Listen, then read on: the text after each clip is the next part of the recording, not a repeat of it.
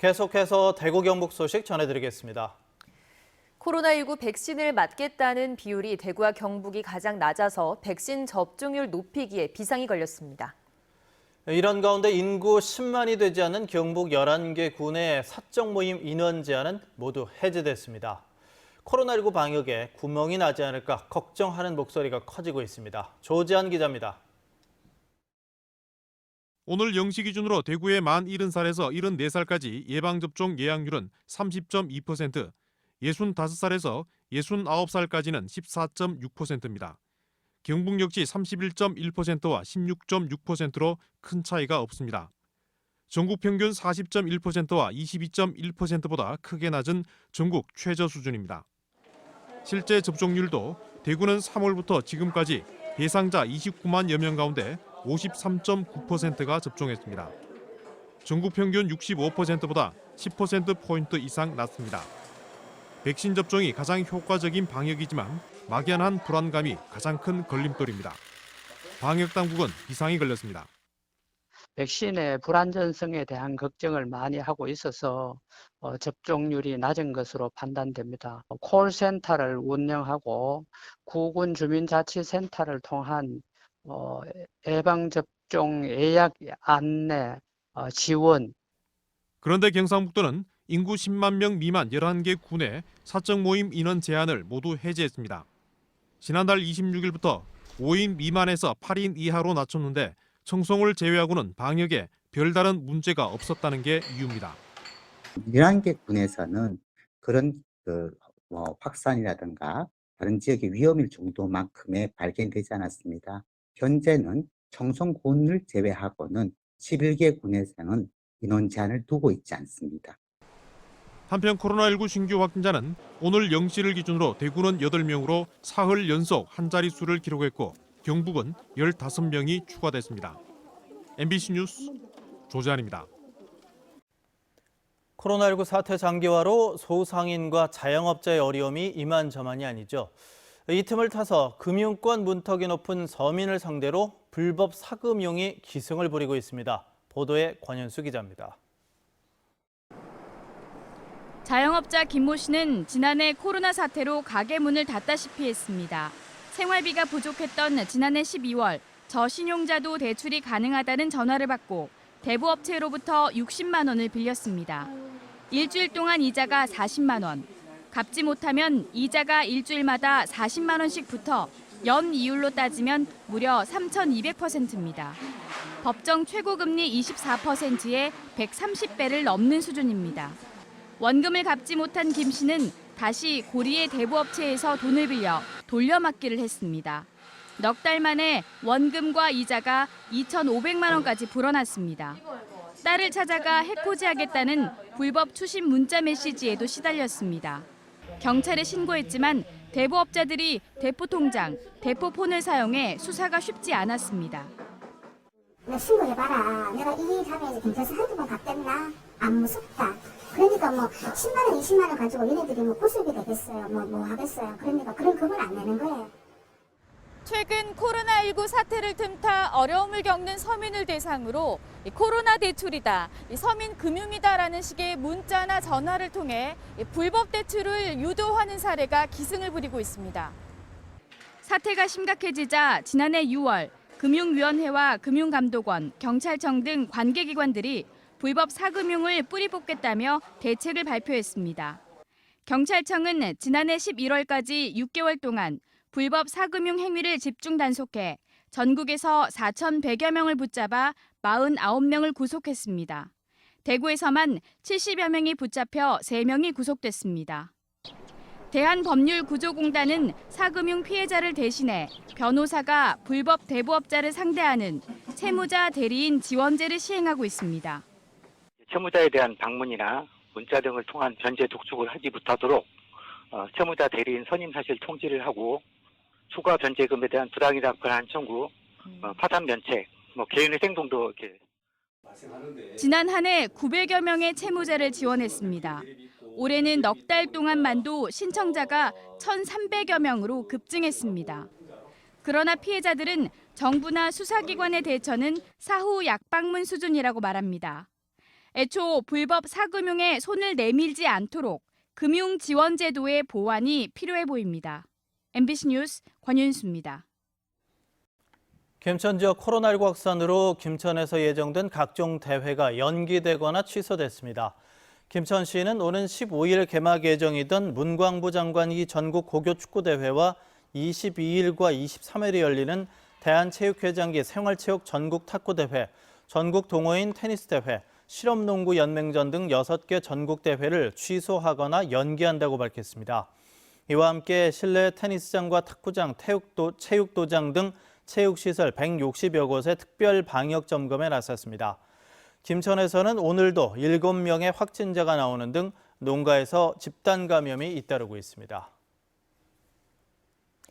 구미 3살 여아 사망 사건과 관련해 친모 성모 씨에 대한 2차 공판이 열렸습니다. 석 씨는 DNA 검사 결과를 증거로 채택하는 것에는 동의했지만 출산과 아이 바꿔치기 혐의는 여전히 부인하고 있습니다. 손은민 기자가 보도합니다. 검찰이 제시한 증거를 두고 검찰과 석 씨 측의 공방이 다시 이어졌습니다.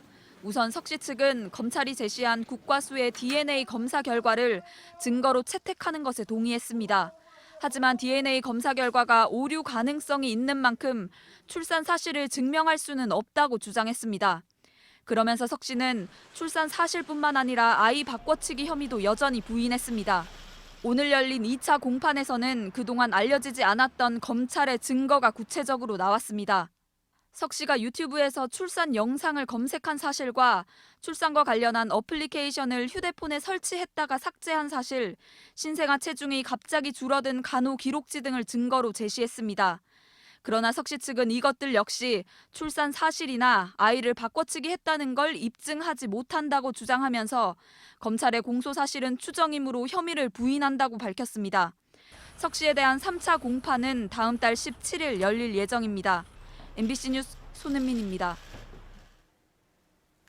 3년 연속 침수 피해를 입은 영덕군 강구면 주민들이 이번에는 공사로 인한 피해를 호소했습니다. 침수 방지를 위해 진행 중인 터널 공사장에서 기름 섞인 폐수가 그대로 배출됐다는 건데요. 어찌 된 일인지 박성아 기자가 취재했습니다. 영덕군 강구면의 재해 예방 터널 공사 현장. 터널 안으로 들어가자 바닥에 흙탕물이 가득합니다. 물 위에는 이물질과 기름기가 떠 있습니다. 아까 지하수라 그러셨는데 지금 요 물 위에 있는 기름기 아까 저기도 빠져나가고 있잖아요. 터널 공사 현장에서 불과 30-40m 떨어진 곳에는 자연산 미역을 채취하는 구역이 있습니다. 그런데 수십 년간 이 구역에서 미역을 채취해온 주민들은 올해 이곳에서만 유독 미역이 거의 나지 않았다고 말합니다. 채취한 미역의 양이 평소의 10분의 1 수준에도 못 미쳤다는 겁니다. 이런 일은 처음 봤어. 미역도 좋고 질도 좋고 하는데 이만큼 이래 미역을 못 해보기는 내 평상에 여기 40년 동안 살기로는 처음이야.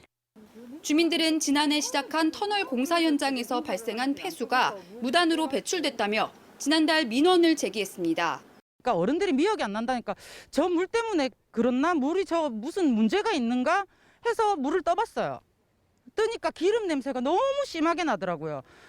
민원을 접수한 영덕군은 배출구에서 나오는 물을 받아 수질 검사를 실시했습니다. 검사 결과 6개 항목 가운데 4개 항목에서 기준치 이상의 수치가 나왔고 특히 기름 성분과 부유물질은 기준치의 300배에 달했습니다. 터널 표면을 콘크리트로 라이닝하는 과정에서 일부 기름 성분이나 시멘트 성분들이 터널 내부에 스며든 이 집주수들하고 섞여서 공사업체 측은 폐수 배출 시설을 설치하고 공사를 했지만 폐수가 나오는 공정이 끝났다고 보고 지난 3월 말 시설을 중지했다고 밝혔습니다. 또 이후 과정에서 나온 기름 등의 성분이 터널로 들어온 지하수와 바닷물에 섞인 걸 알지 못한 채 공사를 위해 빼냈다고 해명했습니다.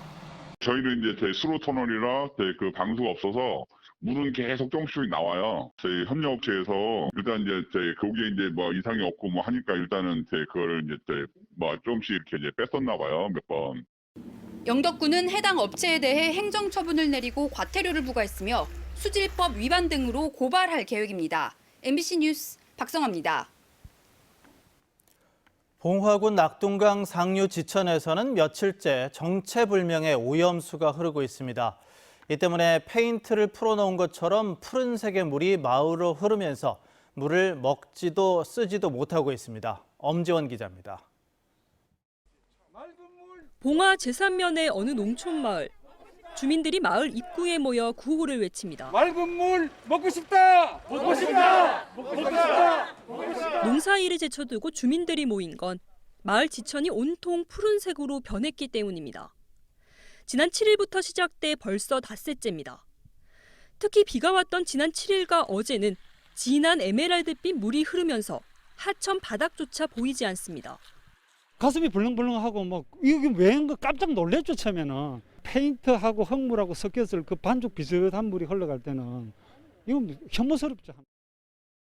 푸른빛으로 오염된 하천물은 뒷산에서부터 마을 아래까지 총 2.5km 구간에 걸쳐 광범위하게 흐르고 있습니다. 식수와 생활용수로 물을 쓰던 주민들은 당혹감을 감추지 못합니다. 공기 좋고 물 좋고 그런 데로 왔는데 세상에 이게 무슨 일입니까? 걱정되죠. 지금 땅속 깊숙이 다 돼 있고 개천에서 물 떠다가 갔다 고추도 심고 다 하거든요. 더군다나 400여 미터 떨어진 곳부턴 상수원 보호구역입니다. 오염 현장을 거슬러 올라가 보니 태양광 시설 공사 현장이 나옵니다. 대지 면적만 16,000제곱미터입니다. 땅 표면은 파란색 색소로 덮여 있고 군데군데 여전히 푸른색 물이 가득합니다. 산 아래로 씻겨 내려간 흔적이 역력하지만 별다른 조치나 지키는 사람은 없습니다. 태양광 업체는 토사 유출을 막기 위한 녹화 작업, 그러니까 풀씨 살포 작업을 하다가 벌어진 일이라고 해명합니다. 작업한 구역을 표시하기 위해 조경용 색소를 섞어 뿌리는데 작업 직후 비가 내리면서 마을 아래까지 흘러갔다고 말합니다. 색소를 희석해 뿌린 양은 40톤에 달합니다. 갑작스러운 소나기로 색소가 밑으로 흘러가게 돼서 물이 혼탁해졌는데 저희들이 탈주차를 동원해가지고 깨끗이 청소를 할 것이며 저희가 사용한 색소는 천연 재료를 사용한 색소로서 인체에 무해하고 봉화군은 주민 신고 나흘이 지나서야 오염수를 채취해 수질 검사를 의뢰했습니다. 정체불명의 물이 며칠을 흘렀지만 오염수 수거나 정화 명령은 없었습니다. 취재가 시작되자 후속 조치를 내놓고 있습니다. 보건환경연구원에 이제 의뢰했는데 그 결과에 따라서 저희가 뭐 의법 조치할 예정입니다. 태양광 업체와 봉화군의 방관 속에 생태 하천이 시퍼렇게 물들고 있습니다. MBC 뉴스 엄지연입니다. 대구와 광주 국회의원들은 오늘 국회에서 기자회견을 열고 달빛 내륙철도 건설을 촉구했습니다. 대구와 광주를 잇는 달빛 내륙철도는 영호남 대통합과 국가균형발전 대표 노선으로 지역주의를 타파하고 남부경제권 활성화를 위해 꼭 필요하다며 제4차 국가철도망 구축 계획에 반영해야 한다고 밝혔습니다. 최근 한국교통연구원은 국가철도망 연구 용역 발표에서 달빛 내륙철도를 제외했는데 다음 달 확정되는 최종안에 포함해달라는 요구가 잇따르고 있습니다. 프로야구 삼성 라이온즈의 원태인 선수가 KBO 4월의 MVP로 선정됐습니다. 원태인은 4월 한 달간 5경기에 선발 등판해 4승에 평균 자책점 1.16을 기록하며 해당 부문 리그 1위를 차지했습니다. 4월 13일 한화전과 18일 롯데전에서는 2경기 연속 두 자릿수 탈삼진을 이뤘습니다.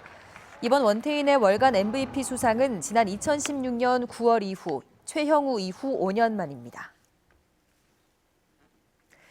K리그1 14라운드 베스트 11에 대구FC 소속 4명의 선수가 이름을 올렸습니다. 지난 라운드 인천에게 3대0의 완승과 함께 팀 최초 5연승을 기록한 대구는 공격수 김진혁과 미드필더 정승원, 수비수 정태욱과 골키퍼 최영은이 리그 베스트 11으로 선정됐습니다. 당초 내일로 예정됐던 서울전이 코로나19 여파로 취소된 대구는 오는 일요일 제주를 상대로 한 원정 경기에서 리그 6연승에 도전합니다.